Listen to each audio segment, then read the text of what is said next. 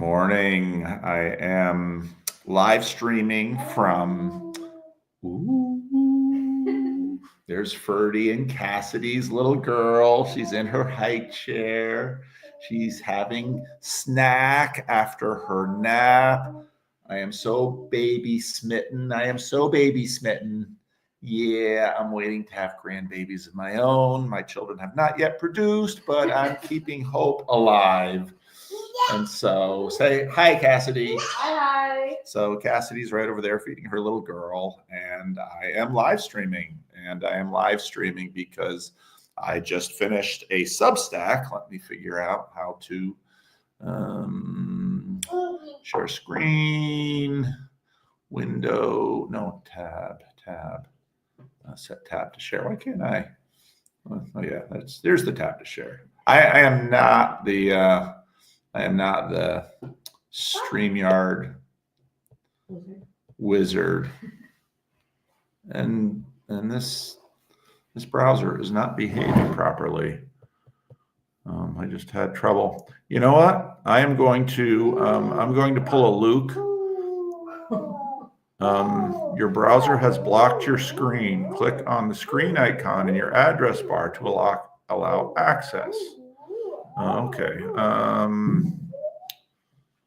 I don't see where I can allow access. Yeah, this is a problem. Then reload the page.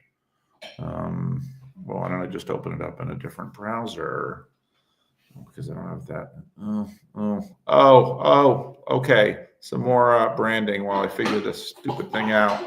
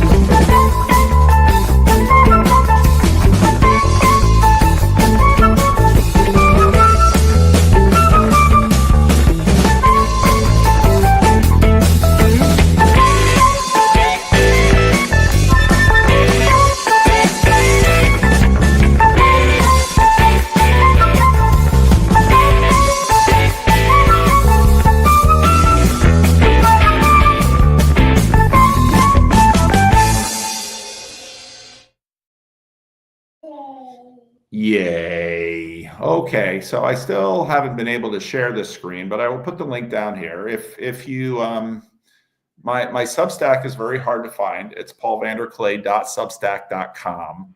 So if you know my name, you can find my Substack. And I just wrote a Substack basically talking about turning the ARC around. I'm going to try this one more time. I don't know why that thing is preventing the screen, but so, okay, well, I'll just tell you what I did, because you don't need to see it on the screen. You can look it on another screen and you can hear this, and et cetera, et cetera. I told Cassidy to just let that baby squawk because she's a very happy baby and she likes to squawk. And in my opinion, there's nothing happier than the sounds of a baby doing baby things. And she just got her snack, and now she's got a milk mustache, and she's following mommy around. And again, I'm totally baby smitten.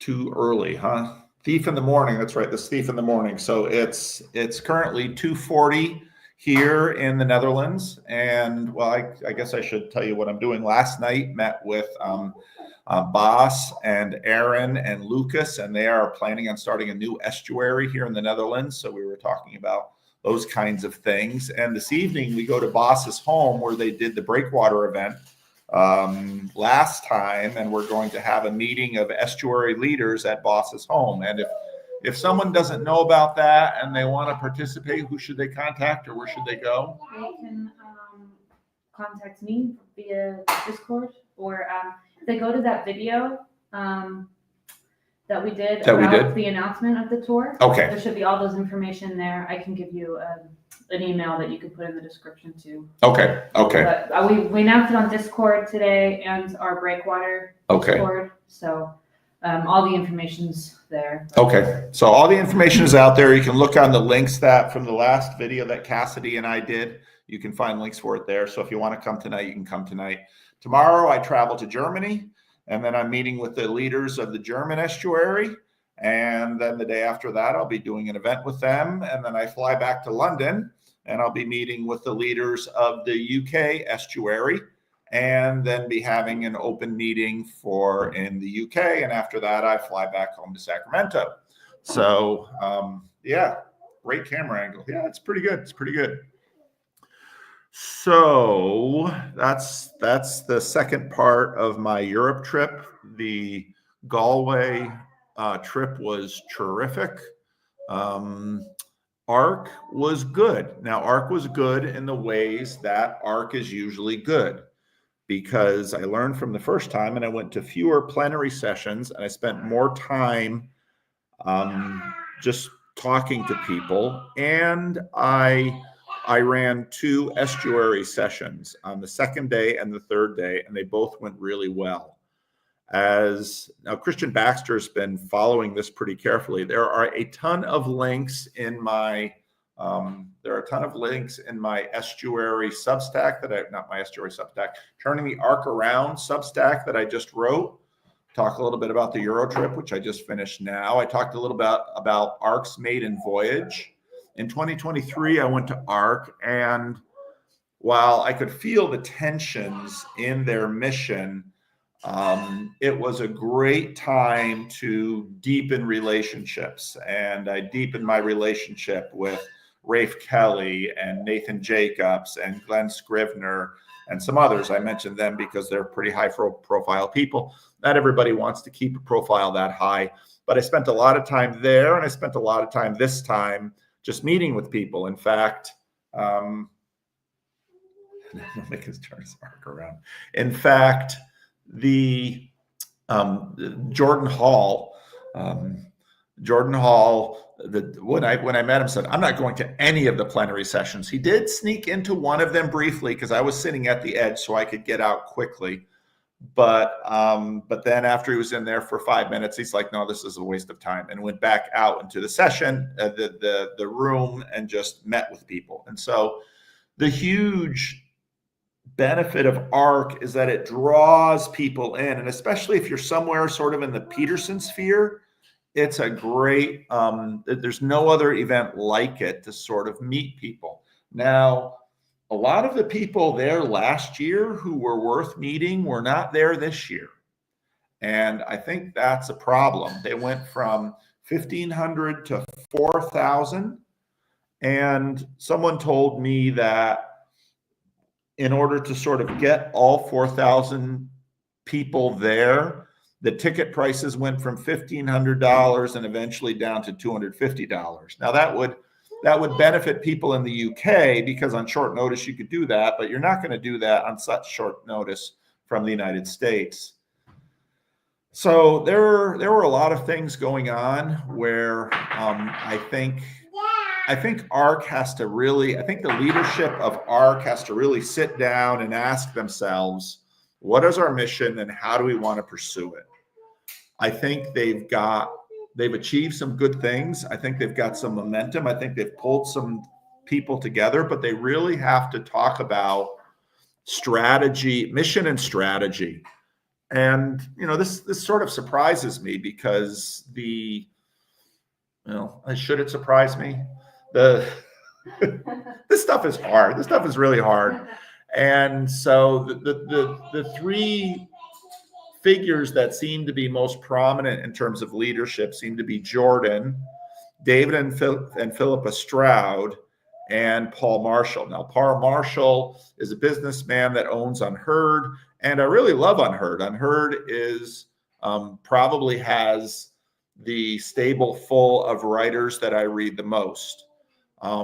I don't know really much about Paul and Philippa Stroud. After the last ARC, I did a little bit of Googling and did some YouTube researching, and they've been involved in a variety of things, nothing anywhere near as big as this. And of course, Jordan Peterson. And I think in a lot of ways, it's Jordan Peterson's pull that brings the people in. And so from going from 1,500 to 4,000, unless you sort of figure out why you want to get large and what you're going to do with that size and how you're not simply going to dilute some of what you achieved in the first one, I don't know that it's a good strategy. And so I don't know about that. So I talk about that a little bit in the Substack, and then I have a lot of links in the Substack. Rod Dreher in Rod Dreher's diary just released something 2 days ago. Should we climb aboard the ARC? He touched on Paul Kingsnorth's comments about ARC. And I reiterated my lions versus foxes thing. And a lion culture does not play the victim card. Lion culture is unapologetic about who they are and what they do. Lion culture is confidence. And there are many ways in which ARC wants to signal lion culture, but they still act like foxes. What do I mean by foxes? Lions are big and dominant and proud. A lion culture is confident of itself. It assimilates people. It's sure it has the best way to live. It's sure it's got its handle on it, on the truth. Off it goes. Foxes, much more uncertain. Now, some people, as I've been talking about this for years, some people say, well, then you shouldn't be a fox, you should be a lion. But you don't just get to be a lion. Lion culture emerges from a consensus. And one person there said something to the effect of, you establish a beautiful way of living, and then others are drawn to it. And I think that's sort of the lion energy that happens. And the West still has that to a degree. But fox culture came about because of the end of lion culture, which in many ways had to end because lion culture was WASP culture. And the white Anglo-Saxon Protestants needed to figure out what to do with the Catholics and the Jews and the African Americans, and then the huddled masses yearning to breathe free who would come to America. And in some ways, this is at the heart of, let's say, Ayaan Hirsi Ali's complaint about the West, that it's not confident. And so she keeps sort of admonishing the West to be confident. But the difficulty with that, if in fact it's not authentic. Now, sincerity, authenticity, profilicity, those who follow the channel a lot know those things, Hans Georg Mueller and his book. But if you don't really have lion culture going, you tend to look like daily affirmations with Stuart Smalley. And so in that Substack, I also dropped the link of what is probably the best of the little Stuart Smalley series from Saturday Night Live when he sits there with Michael Jordan. Because here you have Stuart Smalley, who is, completely a fox, and that he's got to play the victim. He's got to play it small. And see, you can still own a civilization by playing the fox, but it's very different from playing the lion, because a lion is a lion and a fox is a fox. A fox darts around. The fox we're in England. The fox is worried about those fox hunts with the dogs and the horses, the kind that the British imperialists have sold to us in their propaganda for years, and we Americans have, of course, returned the favor. Thank you, Joseph. Thank you very much. So yeah, T-Grog is an old dog, no new tricks. That's right. So you go to ARC and they keep sort of putting lion culture in front of them, but they can't leave their old fox ways behind. And so the fox narratives come out when they play the victim card. Lions do not play the victim card. A lion will never play the victim card because lions are not victims. Foxes, that's part of the trickery that a fox will employ. So ARC wants to act like they want to sort of do affirmations to bring back lion culture, but they're still very much fox culture. And so what I think the ARC leadership needs to do is, if in fact they would like to see the West once again reclaim lion culture, they're going to need to have a much better idea about how to pursue it. Now, I thought Rod Dreer's blog was helpful. Rod Dreer brought up the Substack that the Vagabond Substack that Paul Kingsnorth had done, and where Paul Kingsnorth lays a bunch of his critiques. Now, I think Paul was invited both to the first and to the second ARC, and he didn't go. A little bit later in the Substack, I get into Protestantism. So, like I've said before, Orthodoxy was the liturgy, very participatory, liturgical. The liturgy stays the same all the way from the 4th and 5th century. The Catholics are the Eucharist. This is the center point. The hi. Are you going to come and say hi? Are you going to come and say hi? I'm so distracted. She is so cute. Yes. She's now sitting down with the bowl. Anyway, Roman. So the Orthodox are the liturgy. The Catholics are the Eucharist. The Protestants are the preaching of the word. Now what happens in culture there is that ARC, it's like the plenary session, the big stage, we can turn on lights, the big stage, the big speech. Now, Eucharist is great. Liturgy is great. Preaching of the word is great. I think we're entering into the age of the communion of the saints. The main conference liturgy has been disrupted. We wind up listening to 15-minute plenary sessions from people that we're used to enjoyably listening for 2 hours to. Ferdy made the observation last night to me that, with many of these things, the first half hour of your 2-hour panel discussion is sort of throwaway, because you sort of have to get beyond the the elevator pitch and get deeper into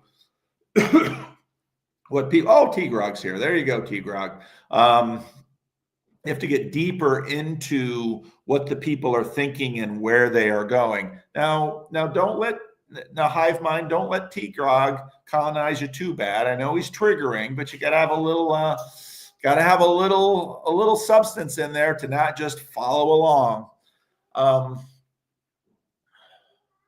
So the thing that people have been playing with the conference format now for a while, and in fact, churches, because Protestant churches, so Protestant churches in the Reformation, the printing press, preaching of the word, everything is about hearing the word and believing. That's Protestantism. But Protestant churches have seen the limitations of that one track. And so if you look at a Protestant church that was built, let's say before the Second World War, you will find one big long hall with a pulpit up front and all of these chairs in rows so they can hear the preaching of the word. If you look at a Protestant church built after the Second World War, you think, what has happened to this place? Yes, they still have the big auditorium. They often have chairs in the round, so the communion of the saints is starting to come in. They have lots of little classrooms for for Sunday school and for other breakout things. They have small groups. They have, in other words, Protestants figured out that, in fact, your church needs to be an ecosystem if you want to engage the culture. There's very late 20th century Protestant language. So ARC, and so if you look at Protestant conferences now, the better ones will have a lot of breakout sessions. They'll have a lot of smaller things because they realize that, especially now in the age of YouTube, you don't go to a conference to hear a speech. Now, that isn't to say you don't have speeches, but you have to think about what you want your speeches to do and how your speeches have to fit into the rest of the ecosystem that you are trying to create.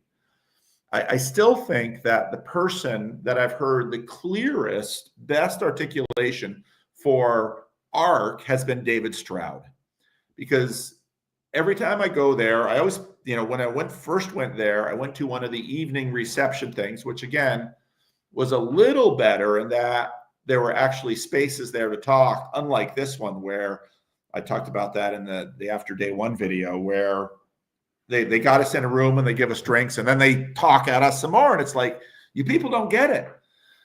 So at that one, I heard David Stroud's talk, and he talked about lunar men, and he talked about a dense network of leaders, that's how you change a culture. And he's exactly right. It's a dense network of leaders. So what you want to do, and ARC did this to a degree, is especially the first one, it brought those leaders in and it brought them together.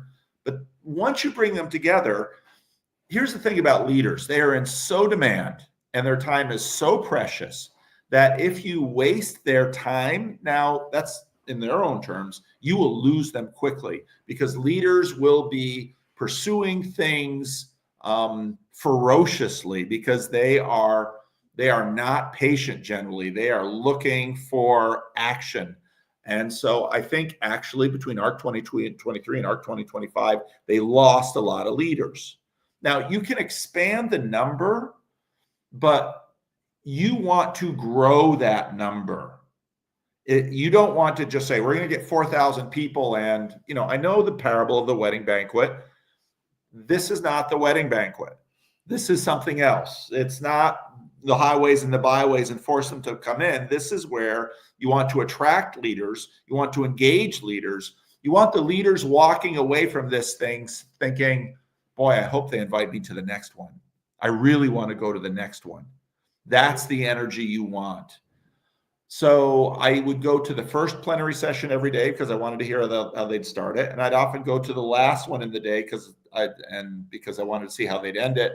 And then I would catch some of the other speakers in the middle. But I noticed that compared to last year, it's a fairly decent abandonment of the plenary sessions because, well, number one, they haven't really given thought to what the stage is and how to use it, what the reception area is and how to stage it and how to use it. What other things do you need going on in terms of how to use it? Now, Christian Baxter, after our second estuary session, basically recorded my rant on this about what we are doing with our estuary conferences, because this is what we're playing with. So again, your estuaries are your small groups, and the conference is the next level up. And the Chicago conference is going to talk to, I'll be sleeping when they have this conversation, but John Van Donk will lean on them pretty good. How do you formulate this? And what John Van Donk did at Chino was excellent. And you might, okay, so let me talk a little bit about estuary. I get back from Thunder Bay and I'm meeting with John Van Donk, and John Van Donk says, what should we do? And I said, these little estuaries need to think about next level up events. Now, a next level up above a small group can be 30 people, it can be 60 people, it can be 100 people, it can be 500 people, it can be 1,000 people. But you have to think about the bigger you go, the more you need to scaffold to get there. Otherwise, you're going to invoke sort of this Protestant pulpit dynamic. And part of the reason I think orthodoxy is hot right now is because it is participatory. It is embodied. And so, again, I remain a Protestant. I remain a preacher. You can find plenty of my sermons and rough drafts for Sunday out there, but you have to figure out how each of the elements works in the ecosystem and move it towards its best fulfillment. Did you unplug me? It's a good thing I have a battery. I have tons of battery life. You can leave it unplugged. Are you sure? Oh yeah, no problem. Let me know when you need that. All right, no, this should have hours of battery. So you have to think about all of these elements and why you have them and what they're for. And, sounds a little modernistic, but how are you going to measure whether or not you're achieving your outcomes? You have to think about these things. And what I'm surprised by is you've got this organization run by, very impressive names in their folder about who's on the different levels of boards, but I'm not convinced they're keeping their eye on the ball, because if their main thrust are these conferences, this is probably where the vast majority of their resources are going. And if most of your resources are going there, that's where you're expecting your biggest outcomes. You come to say hi.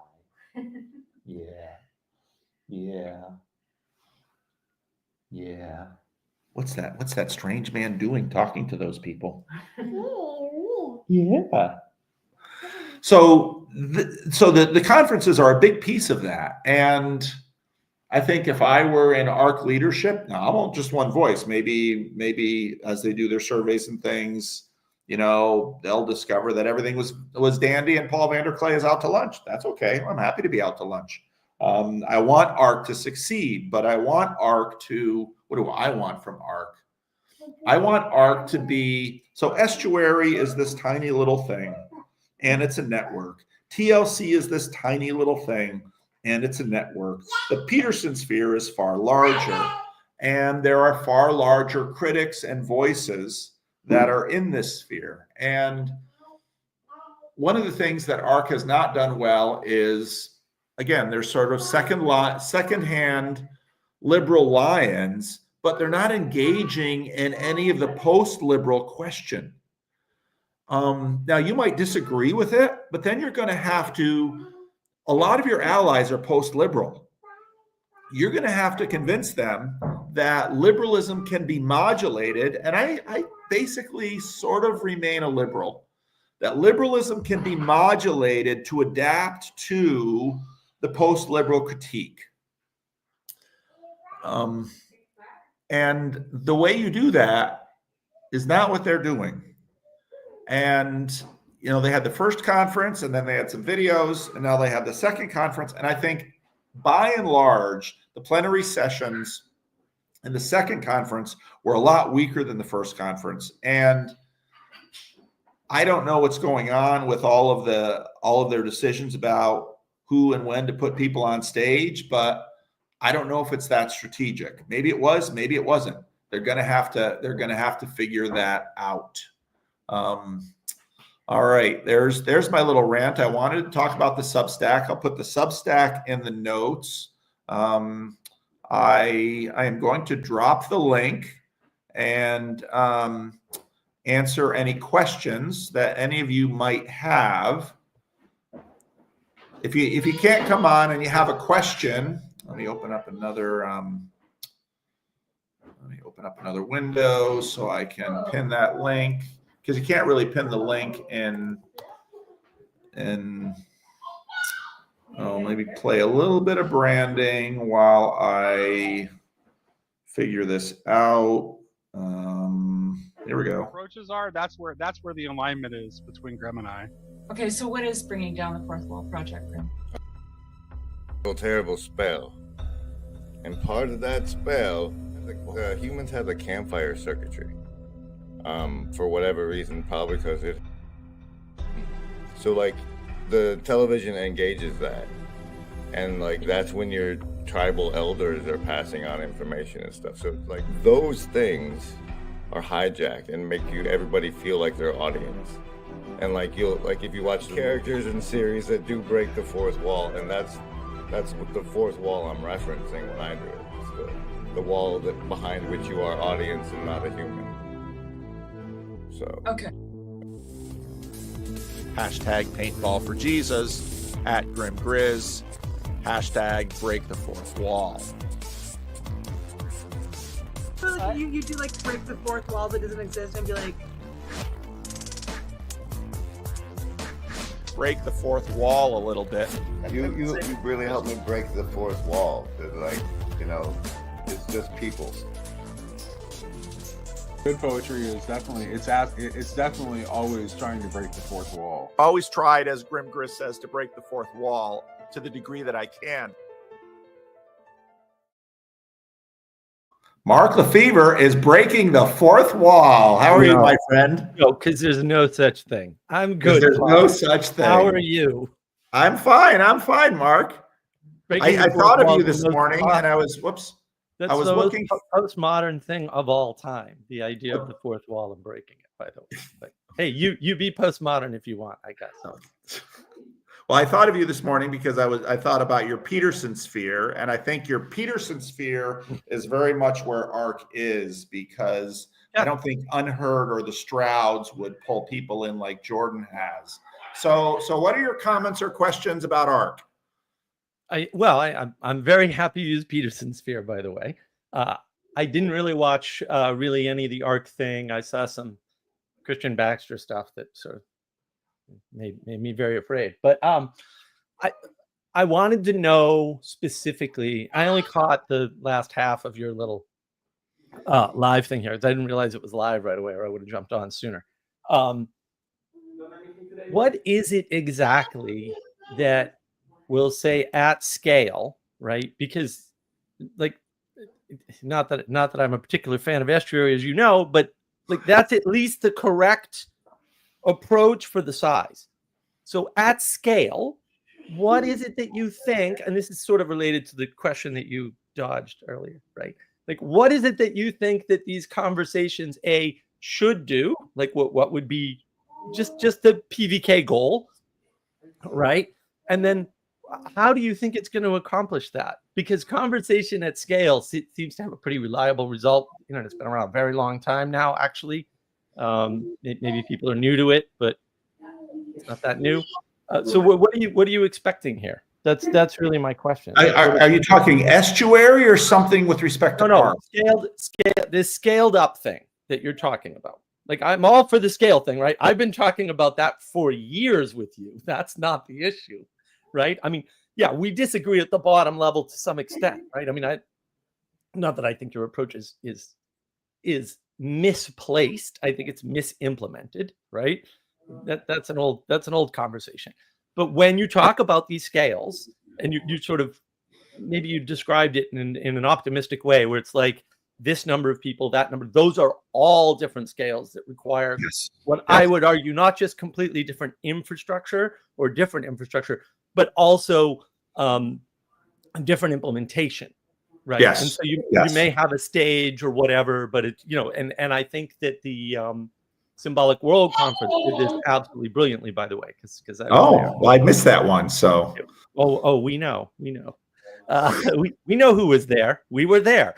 We have the informational advantage. So what is it that you think these things should be doing, and how do you think you're going to accomplish that at scale? Because again, I mean, at the scale of 15 people in a room, we're on board with that approach, at least. But I'm not on board with this larger approach at all necessarily. And Symbolic World was great because it was very centered, but that's what I want to get from you is, what was it that you were expecting, and how did you think that would manifest? Well, in terms of ARC, what I was hoping for is more and better relationships with some people who are going to help me otherwise. So one of the people I met at ARC was a theologian out of the UK named Daniel Strange. And he was there. and he actually has done a lot of work with Herman Bavinck's son in terms of thinking, because the Dutch worked on these issues at the end of the 19th, beginning of the 20th century. Now, the Christian Reformed Church has been sort of promoting these Hollanders for a long time, but I don't think the CRC has done very well. We've got Dooyeweerd, we've got Bavinck, we've got Kuyper, and so Daniel Strange has done some of this work. And it's really an amazing thing that at this late stage, I would hear about this stuff now and have to learn about it this way. What you want is an ecosystem where the ideas and the spirits can find where they're most productive with a fairly short track. And so whereas different things are happening in your small group, at your next level up, you want your community, you want your information, because information can be shared at the upper levels. But the real challenge is, how can we find each other to knit each other together? And in knit each other, so like you and I, Mark, we started this conversation with a long history of years that you and I have known each other. I've sat in your car. I sat next to you at Thunder Bay. You appear on my videos. You and I have our differences. We also have our commonalities. We know how to talk together. We know how to act together. This is productive. And hey, in fact, we had pizza a year and a half ago in Sacramento too. That's right. And so DC. And so that's right. So the differences and the similarities are important because none of us are right. And so figuring out how to hold those things together in tension is really key. And that goes as you scale up. So part of the problem at ARC is that they need to figure out how to use dissonance so that you not only can promote the ideas that you want to promote, but you need to also platform some of the rival ideas in a productive way so that you don't lose the benefit of the difference. So what does that accomplish? So like, I like your descriptions always. Like, that's why people like you, right? They like your descriptions, and that's a good thing. There's nothing wrong with people that, right? like me. Yeah. Well, whatever. That's a different conversation. The why do people like me, Mark? Why do people like me? You gotta mute your window, Bern.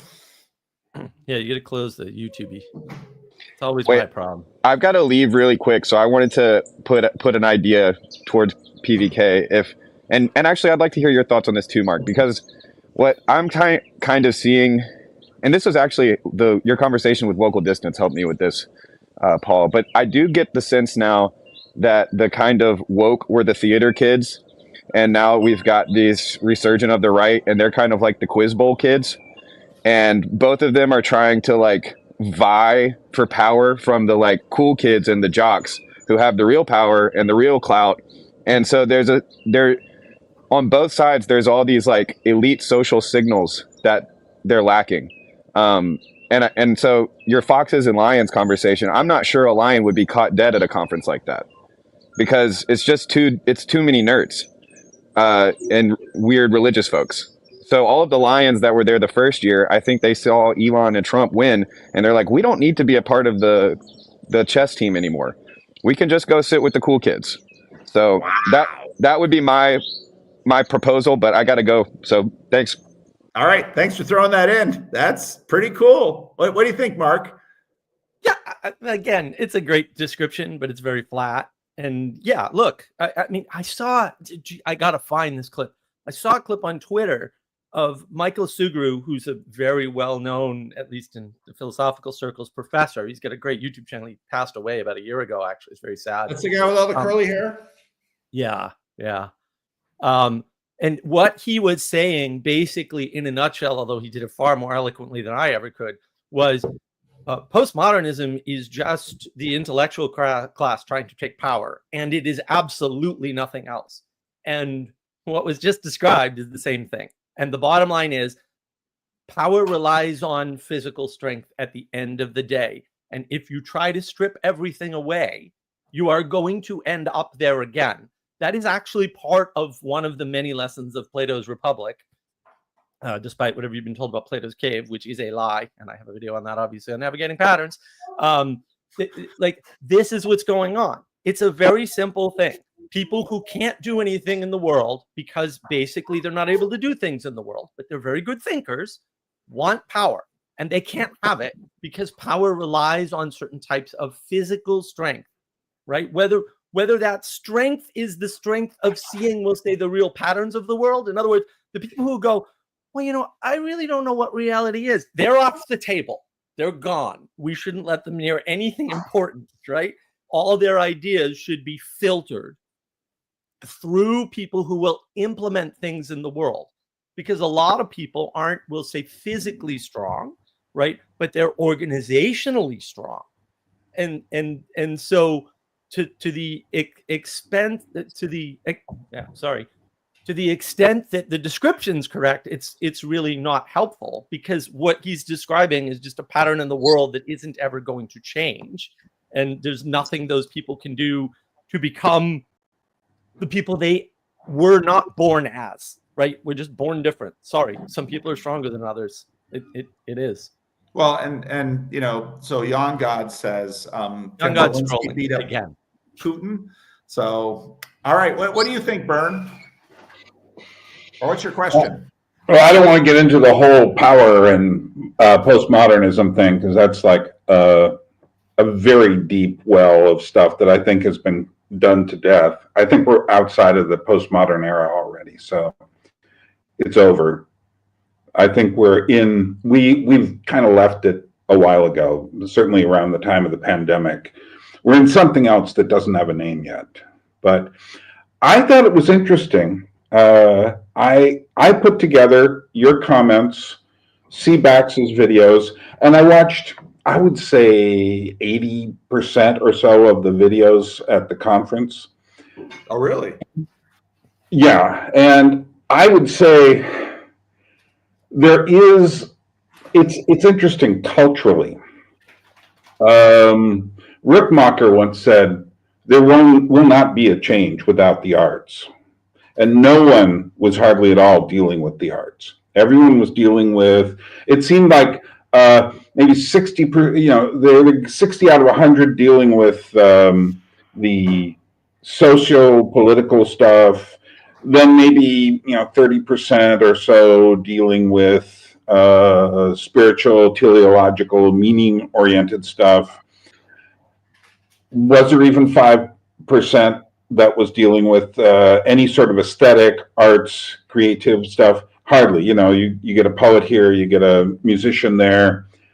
And it just struck me that, we're not going anywhere with this. And the stuff with the arts can't come as a big pop. It's not like, okay, quick, let's all go make arts. It takes time. But at the same time, there's not much emphasis in these circles. Like, for instance, your whole comment in your first live stream about the aesthetics and the room itself shows me exactly how little they think about creative and aesthetic things. They don't even think enough about what it feels like to be here, which, as Rick Mocker would pound on a table and go, it's all art. It's just like, you want to do all these things, you want to give sermons, you want to make music and stuff, it's all art. And I got that feeling that they were leaving that all aside. Also, I have been seeing, since the Trump victory, and particularly since Trump became president, you got these different spheres of influence. We are all somewhat, there are areas in which they disagree and areas in which they don't. I wouldn't hook up anybody's train to, Trump as bringing in some sort of revolution. Something is changing, but whether it's the kind of thing we've been hoping for, I don't know. I wouldn't want to be completely negative, but I also have a lot of large questions. And I think that, I think you're inherently right about the estuaries and the smaller group meetings. And I've been working, I'm almost 70. I've been working since I was I'd say about 20, 25, somewhere, yeah, we'll say 20, to try to understand aesthetic things. And it is awfully difficult. And what's really difficult is the way people are conditioned towards aesthetics. So what's fascinating to me is that the whole aesthetic makeup of a conference like this. You may remember last time we talked, I said I related the story Oz Guinness tells about a Christian man being interviewed who went to Yale, and the guy says, "You didn't take anything from the Yale Divinity School, did you? This very liberal institution, and he goes, "Oh, no. But did you have any problems with the Yale business school or whatever?" He goes, "Oh, that was wonderful." And it's the same with aesthetics. That is to say, if you just go by, what I've been doing for years is trying to figure out why it looks the way it does. Why do we have the white walls? Why, because if you go back 150 years, it all looks radically different. And I look for the changes. And I worked in the art world in New York City very seriously for 3 years. And I started walking into every gallery. It was like white walls, blonde wood floors, and then an isolated painting or two on a wall. And I'm going like, where did this come from? And how did this become everyone's dream of an apartment in New York City? White walls, just a bit of stuff. And how did they become Job's old phrase of networks boxes? And you think about these things, and clearly the people running these institutions have never spent 5 minutes thinking about these things. They don't think about how to integrate the human being into the environment. There's been a lot of interesting YouTube channels I've been following lately about the problems of design and architecture.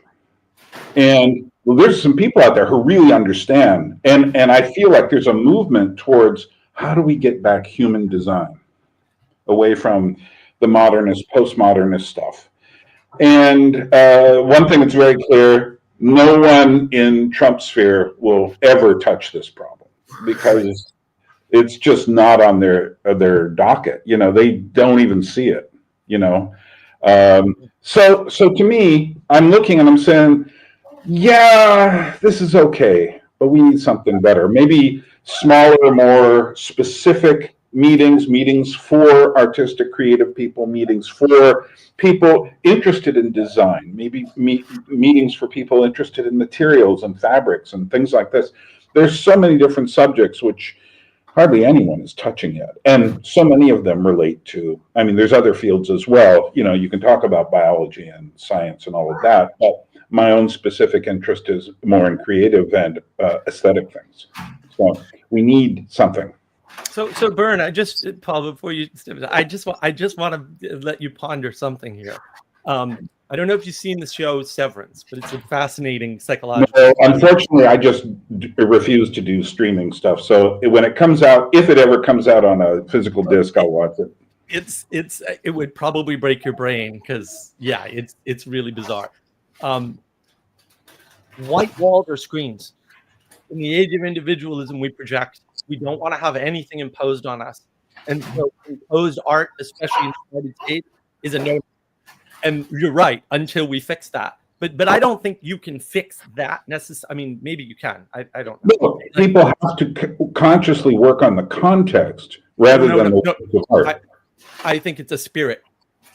You might be right, but I think there's a spirit. Well, then you should pray that the context change, because until context change, that's why what I would see in New York City, I used to pick up artwork and deliver it all over the city to different galleries. And what I noticed is sometimes I'd go into an artist studio and I'd pick up a piece of art and I go, oh, this is pretty cool. And then we would take it from their messy studio down to this clean art gallery. Cool.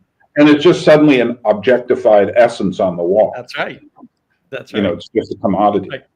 It's not integrated. I would say, Jonathan Pichot, the world is attention. And once we start paying attention to different things, not art directly necessarily, although maybe, but I don't think so, then the art will slowly modify and change. And without that integrated approach, because they did have an integrated approach at Symbolic World, although they didn't do much with the gym, which is the other. They had two areas they were giving talks. The gym was not well set up. It could have been done better, but they did a good job at paying attention and having a clean aesthetic. But of course, they have a religious grounding. It's a little Orthodox community in the middle of Florida there. So I think a part of our problem is that we tend to think we're going to accomplish things with one blow or one swing. And I think your critique about the aesthetics of this are so true. The aesthetics were actually better in 2023, a little bit. Was that in a hotel? It was at another sort of center, but the outdoor area was all natural light. There were more tables. It was more convivial because, again, you can do this easier for 1,500 people than you can for 4,000 people. So scale was a big issue. But I think you're right. I heard someone mention, it may have been Philippa, that maybe next time it'll be 10,000. I'm going like, no. Somebody told me the next time it's going to be 4,000 again. But I think they have to. I think they have to rethink a lot of this. And now part of what happens is part of the reason they keep Peugeot around is Peugeot is supposed to be like the artist. And so then Peugeot makes sure that a certain number of artists get included. But I hung out with those artists a lot the first time, and I was in touch with them, didn't hang out with them as much the second time. And it was after the first plenary session of the last time, the artists were ready to walk. I mean, they were just ready to leave. And now the artists have sort of adapted, and they sort of tolerate the conference, and they use it as a get together to be with each other. But, and then actually during this conference, I had a long conversation with a very accomplished artist who I'm not going to name because I don't want to out the person. But I had a long conversation with a very accomplished artist about this person's journey into orthodoxy. And it has everything to do with the issue of Protestantism and art, which is an enormous issue. And I've dealt with this with a lot of Protestants because a lot of people who are raised Protestant or were default Protestant leave Protestantism because of the art dilemma. Because I think in that way, and Protestants haven't resolved this very well at all. And again, the resolution of these things, emerges more than just someone does it, because stuff is just way, way, way too big and too slow for one human life to actually encompass. So I think you're very right, and I think you're right also, Bern, in that what's coming none of us know yet, but the arts will definitely be a signal, but the arts are part of the whole picture. And as a number of people in the comments were saying, you had the aesthetics of this are sort of, you have the plain white background with arc in a certain type and this little arc thing, and that's the white. And then they have the yellow, so yellow and white. And as opposed to something, let's say, rich and deep. And so I think there's at least a little idea that they want to include the older traditions. But again, now I've just it's clear to me they are basically aping your basic festival background. You've seen lots of interviews with the person on the red carpet, and they've got logos and stuff and behind them and whatnot. And I'm sitting there saying, no. You have to understand, until you can get rid of those logos, you're not going to change anything. Until it's just like, are we so stupid that we don't know what thing we're in? Well, there's a reason for most of the logos in all the various festivals and stuff, and that's because they want branding, they want commercial value out of it, and all of these things.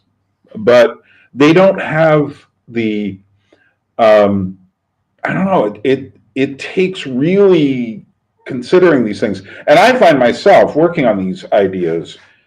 There's not a lot of people out there considering these ideas to the depth that they need to be considered, which is why I have a lecture on texture. And I just suddenly realized, oh, no one ever talks about this. You know, we live in this, everyone lives in flat spaces with their Netflix boxes. And, you know, you look at the new postmodern, I just consider it, you know, contractor buildings that are just thrown up because they're cheaper. And they're all flat. Everything's flat. And yet, and also the whole way modern architecture got rid of all ornamentation. And yet, when you go to a city, Paul, you can vouch for this, having gone to Florence or anywhere in Italy practically, and you see all this great building. It's all ornamentation. And that's what draws us to it. That's what includes us in. You know, when you go to an Orthodox church here in Georgia, you walk in and it's not Protestant white with felt drawings on the wall.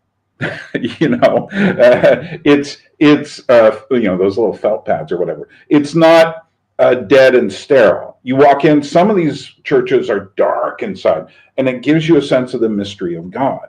You know, and they've been burning candles there for years. No one's going up above and cleaning the candle smoke off the upper parts of the church.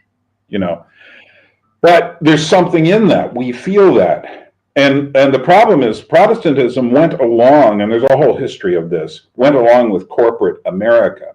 And they became hand in hand for quite a while, certainly in the first half of the 20th century and near the end of the 19th century. And so they both adopted similar aesthetics.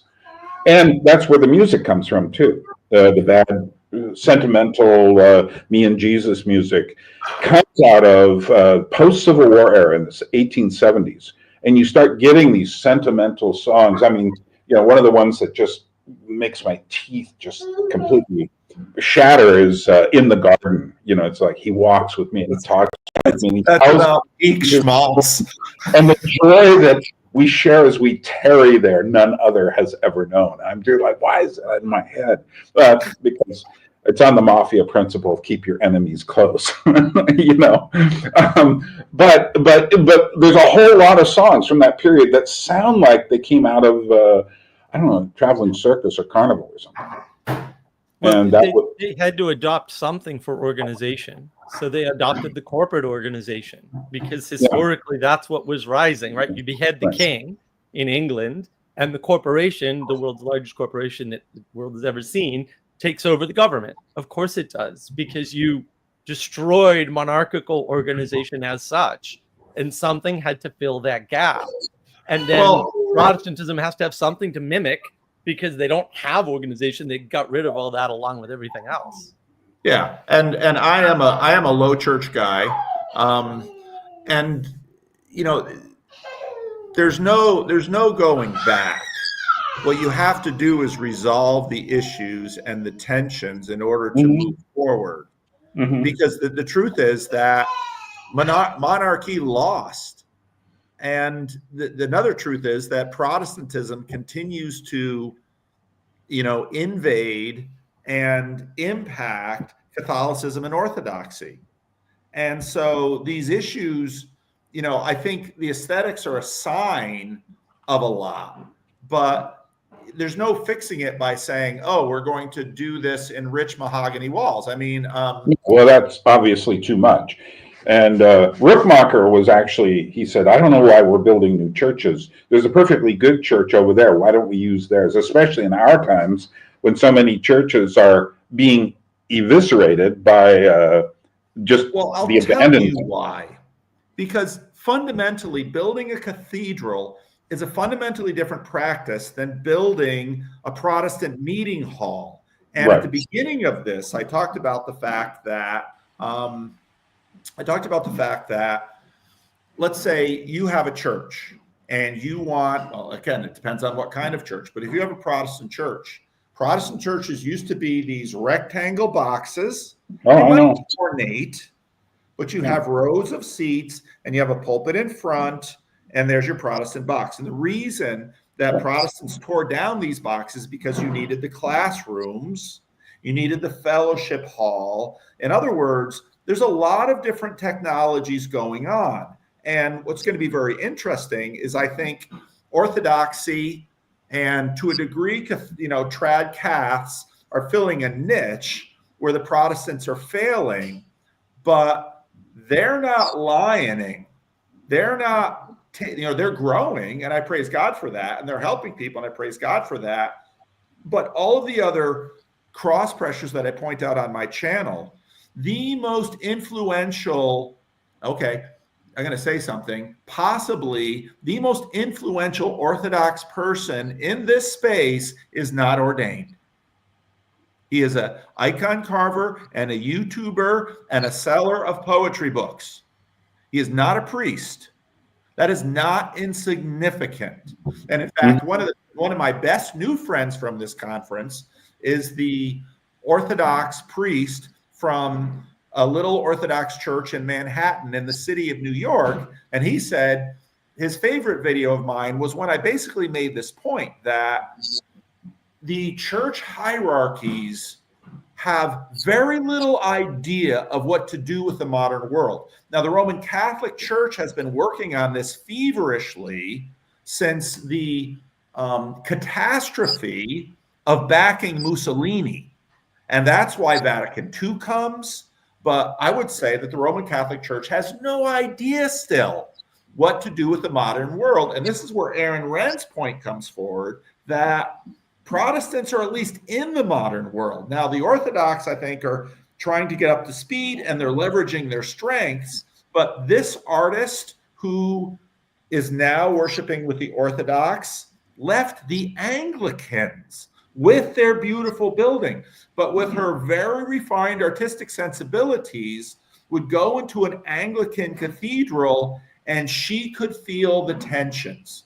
To an idiot like me, it's all pretty and it's all Gothic-y, and there's enough of the vibe that I don't know.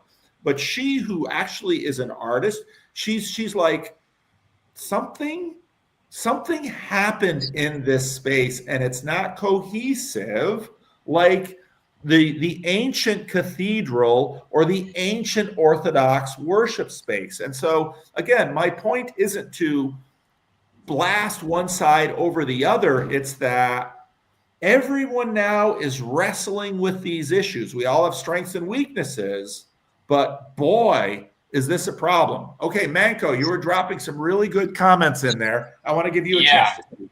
Yeah, I just want to say, I think sometimes when we're talking about Protestantism and actually denominations as a whole, we're sometimes confusing our maps with the reality that it's trying to lay out. So just, I think as a consequence of the Anglophone world being so historically reformed, we think that Protestantism means reformed. But I live in Sweden, as I've mentioned a million times, and it's not that. The Lutheran Church is not iconoclastic. The church that I attend in the heart of Stockholm is a charismatic church that's a part of the Lutheran State Church that was built after the Reformation and is full of images and statues and pictures everywhere on the inside. And this is also the same country that's famous for its minimalism in people's houses. But what people don't realize about that Swedish minimalism is every Swede has a summer house and a cabin connected to their family that's absolutely full and cluttered to the brim with images and pictures and things handed down from families over centuries.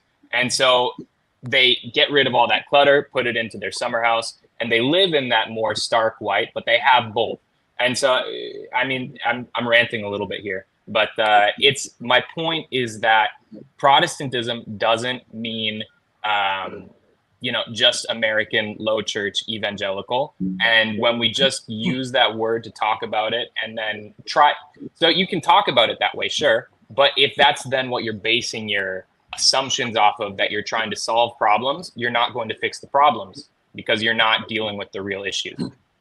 Yeah, there's no binary there, right? And that's the problem. We tend to think of it as this weird binary. And Paul, I got to tell you, man, this modernity frame it's not going to work. Like, I'm triggering you, Mark. It's the age of gnosis. That's the problem. It's this we're taking knowledge as the highest value, reducing it to propositions, And that causes all kinds of problems in the individualism, the objectivism, the materialism. And that's a better way to describe what's going on. And that's why the church can't deal with it, right? And that's why they changed away from the Latin mass, right? Is they bought into the Protestant, although Reformed is another camp for sure, idea. And it's interesting too, because if you talk to true Reformed, like my buddy Bruce, who was on Jacob's channel yesterday or the day before, right? Like, you'll hear the difference between the way the Protestants think problems should be dealt with and the way Reformed thinks problems should be dealt with. And it's weird that the Anglo-Cathosphere is not, the Anglo-Catholic people are not sort of figuring out, no, we can synthesize these two and go back not to we'll say the Puritan way of doing it, but also punishment is an important signal, right? Negative signals are the most important signals. Did you say Anglo-Catholic? Anglo-Cathodoxy, yeah, that's what I call it. Just to differentiate that's a good one. Protestantism and Reform and Anglo-Catholic, because they're Anglo-Catholic. I like it. Go ahead, Bern. Thank you. Well, one thing I notice, and this goes with you, Manco, I have a friend I talk to about music on my channel. Laura, she's from Wisconsin, Lutheran, very intelligent, very, very much involved with music, and understands a lot of these things. And what I've come to understand is that the older mainline denominations often had more of an aesthetic bearing on things. So the Lutheran churches, the Episcopalian and Anglican churches, the such, I mean, but of course, what's strange is how many of those churches are also the ones most eaten away by postmodern theology. And so that's where you really get the torque, and it's a tension that's, sometimes they'll sing better songs even. They won't be singing the, Jesus songs, I'm done. we have to say a special shout out to Chad, who is now the father of a beautiful little girl. Oh, great. So congratulations, Chad. Well done. And Diego here in the Netherlands, one of our key estuary leaders, also the father of his first child. So we celebrate bringing these new people into the world. Indeed. Especially in a time when so many people, once they've gotten the religion of the self, have decided they don't want to compete with children that much younger than them. Oh. That's brutal. That's brutal. But it's true. It's true. It's amazing. One of the things I do is because I hang out with, I'm researching things like horror films and stuff. I can consistently find the word creepy attached to children. Interesting. Oh, yeah. That's frightening. It is. Frightening. And people, I'll be watching some YouTube commenter and go like, well, children are always creepy. So when, but that's part of the religion of the self. It's, I got a lot of thoughts about that when I went to Florence, but I'm not going to do it here. I'm going to save it for a video, but I realized where it started when I was in Florence. So. Bern, did you review the movie Substance? I haven't seen it yet. I haven't reviewed it. I've seen it. I'm going to be doing a video of my 10 best favorite horror films of the year, and I'm going to talk about Substance there. So that's coming as soon as I actually have waiting for me the last 2 discs of the videos, movies I didn't get to see this year that I really wanted to. So they're waiting for me. But I decided to stop and say hello here. So. All right. Well, I appreciate that, Bern. I don't have anybody else coming into the channel. So let me know when that video comes out, Bern, if you figured out where it started, because that would be. Oh, well, yeah. Well, that one, yeah. It starts with the Renaissance emphasis on specificity, so that the art ceases to be so symbolic and becomes less abstract and more concrete, which in itself I don't find is a problem. However, there's a whole story with Leonardo da Vinci, and we often think of Leonardo da Vinci as the genius. And what we don't realize is that hardly anybody knew who Leonardo da Vinci was. He was, yeah. He was, adopted by the King of France and on. But he wasn't Michelangelo. He wasn't. Right. Yeah. No one knew Hey, him. and anybody who doesn't know it, CBAX has done a ton of work on this trip, and he's got tons of content on his channel. Christian Baxter _YT for yours truly. CBAX, you're muted, but are you back in the States yet, or are you still out here on this side of the Atlantic? I'm in my kitchen.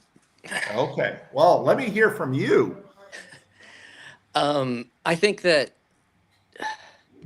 the part, as far as like the conference critique overall, is just like many people have been saying, it's kind of stuck in a form and in a way that is not as maximized for potential related to its goals of rebuilding, or rebuilding upon a foundation of Western civilization. And one of the things I was thinking of is that the videos, like the plenary session videos, are almost in some ways more for YouTube than they are for the people there. And kind of like that acknowledgement in a certain way, in the Commons area, as I'll call it, shout out to Jordan Hall, which is, where the expos were and the hangout area.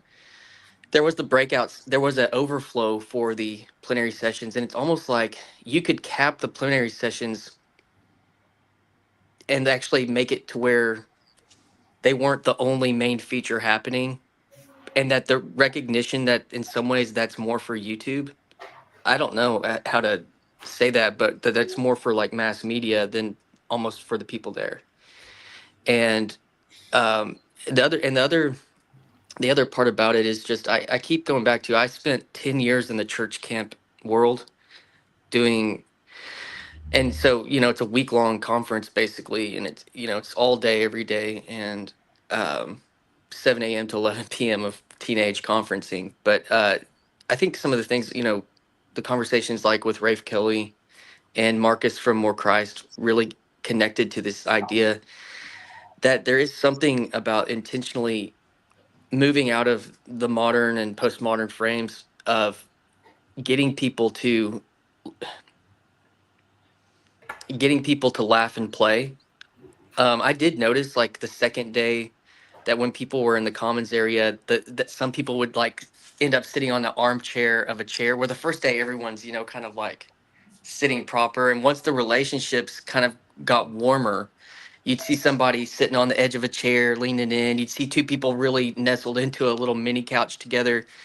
And then at one point you'd see people start sitting on the floor in a little hippie commune. It was like some of those things were naturally happening, but I wonder, the power of it is getting more people to figure out how to play together, which I think is part of what you're talking about, is that's not, and in high society, as they're trying to, put that forward, which it does feel like the branding and all that kind of stuff is aimed to be accepted by its peers, of who it's competing with. And it would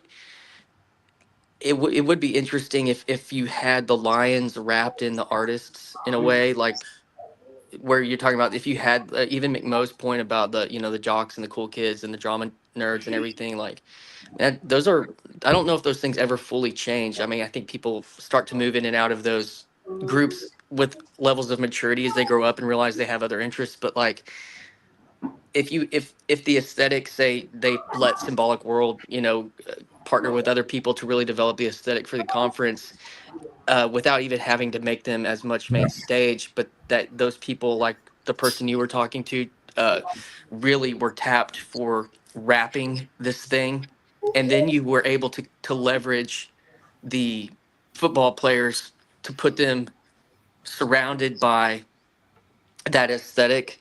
And then if you had people that had expertise in like ecological gathering, Paul, you're being one of those people. And so I think that or church people really are powerful in that, and where the order of these things like power, because it's not just going away, but like how do you place the what the ordered loves and the ordered realities. It seemed like that was just like everyone's critique. It just was kind of a second thought in a lot of ways, even though I'm sure they had somebody put together a really nice branding package from a marketing company and it's like, oh yeah, this is great, everyone's going to love this and whatnot. So what's the solution there, Christian? Like, do we really think that people talking to each other, we'll say at that layer of society, which is the, like, aside from getting followers, right? They don't do anything. Like, they're No, I disagree. I do too. I disagree. I think you're giving into the kind of the grand we're all being oppressed narrative, which we always were. All humanity is. But I think that individual choice makes a difference. When you think about the effect of a few people getting together, say C.S. Lewis, Tolkien, Charles Williams, Owen Barfield, and a few others, think of just the effect those 5 people getting together had. And that's the thing that people don't understand, is it doesn't take movements. It takes individuals committed to each other in the real world. That's right. But how is that being facilitated by ARC then? It isn't. That's my critique. The ARC people are not going to do that ever. None of them. Like, that's just evident to me. You don't know that. There. I did it. I do, actually. I have 4 or 5 new relationships after this conference I didn't have before. Another 6 or 7 are deeper because of this conference. More is not better. So that to me is really vital. And then when I got to the conference, Jordan Hall was standing there and David Wilkins was standing there, and I had put both of them together in a video. And so I put both of them together, and they now have a relationship. And this is exactly the kind of knitting that creates society. Yeah, the Inklings weren't 30 people. And Jordan Hall, look, if you say Jordan Hall's going to do a thing, that I believe, because his record shows that he's done things. That I can buy, right? Well, I'll say this about Jordan. No. This is another piece, is that Jordan has recently been talking about the idea of the commons and liturgy in the last 2 years at some really punchy spaces, some in the tech world, but then across into like the religious space as well. And he put his money where his mouth was, so to speak, because not going to any of the plenary sessions, he actually believed that the Expo Center was the conference. Yep. and that was actually right. The real thing. And so he enacted that. He put any influence that he had into that, saying that. And so, and as a result, yeah, like Burns said, those are, I've always wondered, I mean, another thought that I had actually was in some of my podcast conversations early on, just even considering what happened with podcasting, so many people, and this even was brought up in my conversation with Bethel, and Paul highlighted this point about people wishing that they were a part of like conversations that people had. And it's almost like the plenary sessions also would have been better if you just basically had podcast after podcast, and you had people in there that either were interested in actual conversation, not so much like, it would have been really fascinating. The panels were almost, pointless if those would have been actual podcasts for, an hour and a half. These people are going to be having a live conversation, and they get to that hum, and they get to that point to where the crowd disappears and they're actually then engaging in conversation. That would have been extremely powerful medium to, and because the thing that most of this thing is built on is podcasting, if you really think about it. I mean, yeah, I'm not so sure about podcasts per se, but I am saying that everything there was, between 10 and 20 minutes, and they were all just hors d'oeuvres. There was no real substantial meal.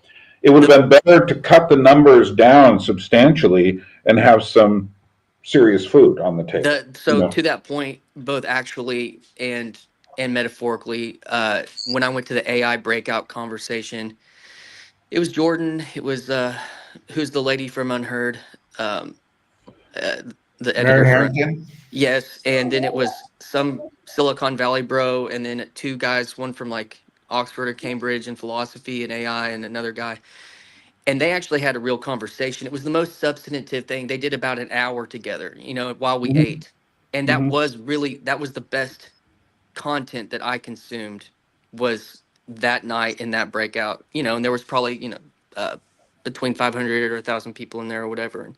And everyone, so something like that it was more effective. And what was coming out of actual curiosity, not certain canned things. It was an actual conversation around something that everyone was actually curious to wrestle with. So, yeah, and if I can add something too, so the people that I know that went to the conference, many of them have been writing like posts about the different speakers that they've seen and the things that they experienced while there, and are sharing that with all the people that they know back in Sweden, and are having conversations with people back there that they wouldn't have had otherwise, on subjects that they wouldn't have had otherwise. And there's people being exposed to lines of thought and people who are talking about things that they wouldn't have otherwise been exposed to. And I think that that's part of the appeal as well. that's true. Yeah, packaging Peugeot in 15 minutes has its merits, I guess, for people to at least get people to see him and be curious about him, and like you're saying. All right. Let's have one last go round, and then I should give Cassidy and Ferdy their house back. So, final words, Mark Lefevre. Sure. I think we need to focus on what we're doing, not just what we're talking about, with the doing in silence being far more powerful than any conversation you could possibly have. Okay. Burn Power, last comments. Yeah, I think it does start small, actually. I mean, I've always, whenever I invite people to my house, I always assume we've got stuff to talk about.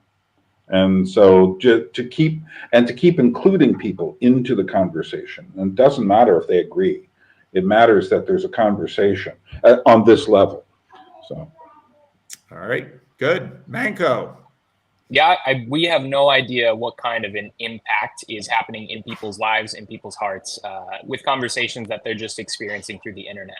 And also, as people are gathered and participating and trying to make a difference in the world, I think that does make some kind of a change, because I do believe that there is a God who's working above things beyond just what we're physically doing. All right. Conversations, there you go. ZD Mac 23. That's the way it is. CBAX, man, who was actually at the conference, my own personal videographer. Get CBAX has all the footage and lots of interviews for people there. So I'm going to give you a little bit more time, CBAX, because you spent real money, spent real time. You went to Galway. You went to the ARC conference. So you're back home. You're jet lagged. What? Thank you. Let me make sure my phone doesn't die really quick by getting a charger. I'm building up for the big moment, and he's hunting around his kitchen for a phone charger. We get and then we're getting the traveling shot. Let's see here. Maybe he's got an hour's worth of content to lay on me, so he's got to make sure that the phone has enough juice. All right, CBAX, let's hear it. Yeah, so first, I've put together a playlist on my channel called, it's a vlog, ARC vlog, basically, of all that footage. And I will be paring some of it down and doing an individual on Paul's Estuary stuff that I captured. And yeah,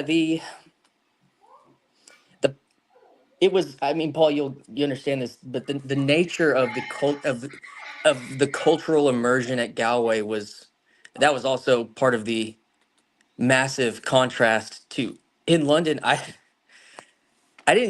When I went to the airport, the only that was the first time I saw anything British going from my hotel to the expo center.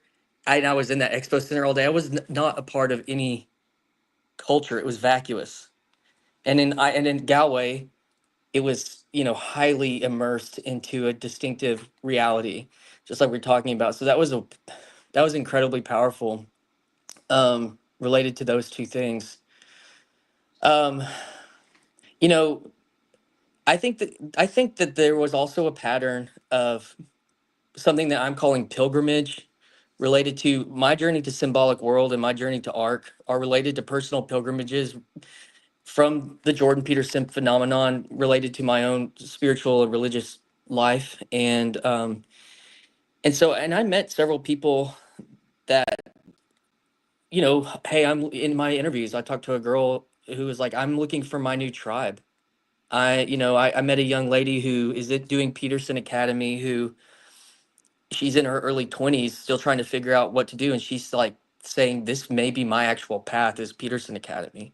Like that's a big deal. And I think, we when you get older, you can look at some of that stuff and think maybe it's, uh, you know, short-sighted, but that's as real as it gets when you're 24, and people, and that may be one of the biggest things was,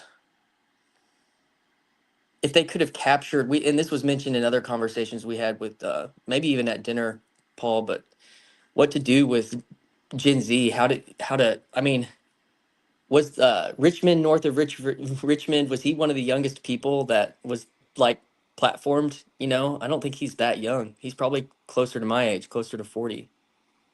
And so that is another piece of it. Is it's almost been a decade since this all popped off, and it's easy to feel like that's not that long ago, but for kids that were 16 when that happened, as a very long time ago, and there's a lot of people looking forward. And I know some of the other behind the scenes conversations about some of the more, well, in my conversation with that it came out, last night with Malcolm Gladwell, I left it in there. I was a little bit like, do I really want to leave this in here? Because it was Not Malcolm Collins. Columns, yeah, sorry. Not Malcolm Collins. Very different people. Malcolm Collins from Basecamp. It was like, that was a snippet into a scene that was at ARC that wasn't platformed, but was very present, and is something that is, will continue to have. They're going to be lions, and it'll come out in a different way if there isn't some kind of relationship that's, I don't know what's going to happen there, but and he's probably mild compared to some of the folks that were, walking around in certain ways. So that's a piece of the story. And but ultimately for me, is just as a person, like I talked about pilgrimage, but also, um yeah, the reporting aspect of what I said was, I want to go where the story goes, and this is still part of a story that, that of something incredible that happened, because in large in part because of a certain small group of individuals, or a certain individual, like Byrne was saying. The intellectual dark web was, it was a small group of people, and people can have their opinions and scoff at, and be cynical about that little thing, but like, this is happening because of that. And um and I think that's the other piece, Paul. I saw that you were exhibiting some lion energy at ARC. Don't shit in the hand that feeds you, at all, whatever. Like, hey, I'm just gonna really, what have I got to lose? And I think that's attractive. And I'll say this is, when Paul, the very first day, people were hungry. The little bit of even influential people that I was around on day one, that as soon as somebody gave a whiff of a plan of what to do in the downtime, which was Paul, people were like, "Hey, Christian, where's Paul? Where's Paul? Where's this estuary?" And I'm like, "Oh, like, So I forgot that I was on staff for Paul at the moment, so I had to, But that to me was also a sign of how vacuous that was, and that was, again, that was like the 40-year-olds were kind of like, you know. So yeah, those are some things. The estuary times were really powerful. Some of the big, more influential people that I would know in this corner that participated, Rafe Kelly and Bethel and Jordan Hall. And then in the second one was, Glenn Scrivener participated, part of the second estuary event. And um and so Marcus from More Christ, and so I think that stuff. I think this stuff is still going to grow, and it gave me. I haven't done any on the ground estuary until ARC, and it gave me a deeper appreciation for that in-person thing and the power of that, and how that can actually, I think, is. Well, here's the last thing I'll say. At the AI conversation, and this goes back to the whole point about what is it about conversation, and I sat at a table. AI is where all the young people were, and however, this older guy sat down who had sat at the very first table that I was sitting at in the opening session with Benjamin Boyce, and he'd watched Benjamin's channel. He was aware of these things, and when we connected back at the AI conference, we got into a conversation afterwards, and he was like, I don't have anybody to talk to about this stuff. I'm in Melbourne, Australia, and I don't have anybody to talk to about this stuff. And I was like, you know what? I bet that there's people that might watch this or know about this that are in the Melbourne area, because I've seen people from Australia participate in the corner and in estuary conversations. And I was like, so what's your Twitter handle? Keep your DMs open, and maybe somebody will reach out and connect to you. And so I interviewed him and talked to him out loud. But the thing that was so crazy was how in his head he's been for 7 or 8 years consuming content. He came to ARC, by himself to try to connect to this thing that's going on and meet people to talk to. And this is an issue with the YouTube consumption, is you can't just consume for 7 years and it not change you, and then it can't just exist as an individual. It has to exist in relationship. That's another part of even StreamYard and what Paul's been doing, and all these things go together. So I'll leave it on that. All right. I sat next to a guy from Italy, same steel. I sat down and started talking to him, and came there all by himself from Italy, had found Peterson, and he was much more sort of on the Vervaeke side, didn't say anything about John Vervaeke, and just alone. And he's been dealing with this stuff alone for 7 to 8 years. And I mentioned the TLC, I mentioned estuary, I mentioned the meetup, when everybody says, they found this stuff, they want to talk to their wife, and their wife is like, I don't want to talk to you about that. And they got nobody. And the guy's there all the way from Italy, all by himself. And so, I gave him links to this stuff, whether it'll follow up or enough, I don't know. But hey, Grim Grizz, virtually not alone. So I had 5 Italians meet me in Florence, and they were all people who one way or another follow my channel. But then again, they're Italians, and I cover a lot of aesthetic stuff. So, all right. Well, thank you all for joining me. And let's see, how should we end? TLC authorities have finally assembled the complete face of the anonymous Chad the Girl Dad. Despite changing his name recently, it was no match for our team of forensic experts here at Worldly News Tonight. Yes, it turns out that Chad the Girl Dad is actually Jordan Hall. He's been talking to himself the entire time in every Jordan Hall. He's been talking to himself every time in every Jordan Hall interview. This comes to us as a shock and a blow at Worldly News Tonight. We had placed our faith in Chad, the Girl Hall Dad, Jordan Hall. We want everyone to know we are taking this with the utmost seriousness. And on behalf of all of Worldly News Tonight, we want to formally apologize to everyone that has listened to either of these two characters over the last 6 years. This song is called Asynchronous Ontology for Dummies. Circles. But I'm trying Round it up. To go learn the song. There is no try, there's only do. Well, I don't know about the meaning crisis, left, right, black, white, or other vices, which Jesus Christ is right, or if we're all saved. From my perspective, a proposition, participate procedurally, run in circles, remembering body, We're in the age of decay. Symbolically speaking, the reapers are reaping them damn oh boy, holy cannoli. All right, we're getting there. You wrote the song, sir. Please, sir. I wonder if,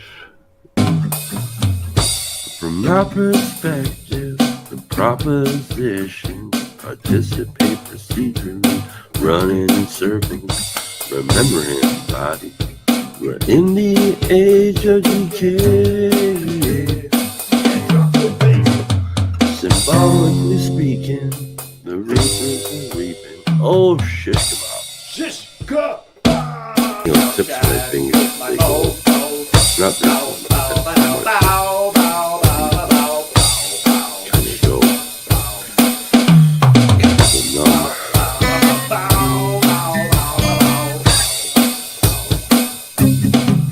Here we go.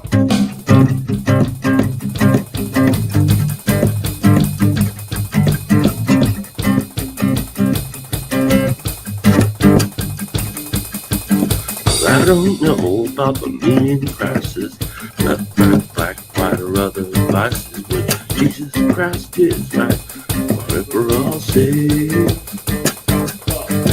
From my perspective, proposition, procedurally running, participate procedurally, running in circles, remember everybody, we're in the age of decay.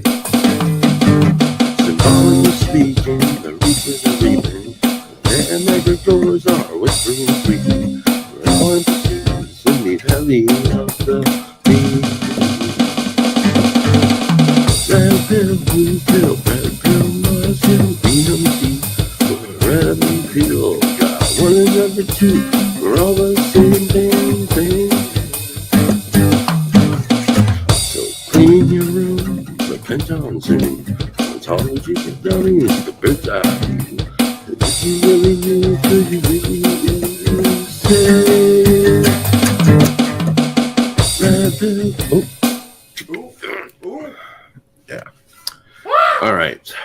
I think I should be done with that because my fingers are All my being fingers and bitches. toes. Straight up bitches.